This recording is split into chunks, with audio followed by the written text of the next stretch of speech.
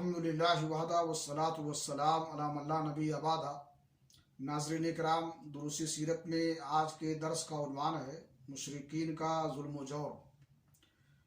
نبی کریم صلی اللہ علیہ وسلم کی دعوت مشرکین کی مذہبی پیشوائی اور دینی سربراہی کی جڑ کاٹ دینا چاہتی تھی، اس لیے انہوں نے ابو لہب کی سربراہی میں نبی صلی اللہ علیہ وسلم اور مسلمانوں پر ظلم و جور کا آغاز کر دیا۔ در حقیقت نبی صلی اللہ علیہ وسلم کے متعلق ابو لہب کا موقف روز اول ہی سے، جبکہ ابھی قریش نے اس طرح کی بات سوچی بھی نہیں تھی، یہی تھا۔ اس نے بنو ہاشم کی مجلس میں جو کچھ کیا، پھر کوہ صفا پر جو حرکت کی، وہ واضح ہے۔ بعثت سے پہلے ابو لہب نے اپنے دو بیٹوں عتبہ اور عتیبہ کی شادی نبی صلی اللہ علیہ وسلم کی دو صاحبزادیوں رقیہ اور ام کلثوم سے کی تھی، لیکن بعثت کے بعد اس نے نہایت سختی اور درستی سے ان دونوں کو طلاق دلوا دی۔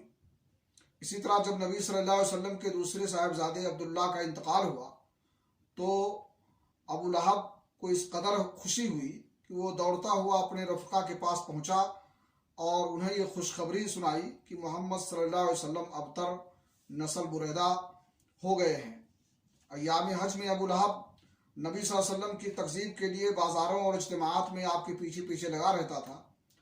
طارق بن عبداللہ محاربی کی روایت ہے اور اس سے معلوم ہوتا ہے کہ یہ شخص صرف تکذیب پر بس نہیں کرتا تھا بلکہ پتھر بھی مارتا رہتا تھا، جس سے آپ کی ایڑیاں خون آلود ہو جاتی تھیں۔ اللہ رب العالمین سے دعا ہے کہ اللہ تعالی ہمیں دعوت و تبلیغ میں کوشش کرنے کی توفیق عطا فرمائے، اور اس راہ میں جو کچھ تکلیفیں آئیں انہیں ہم انگیز کریں اور برداشت کریں۔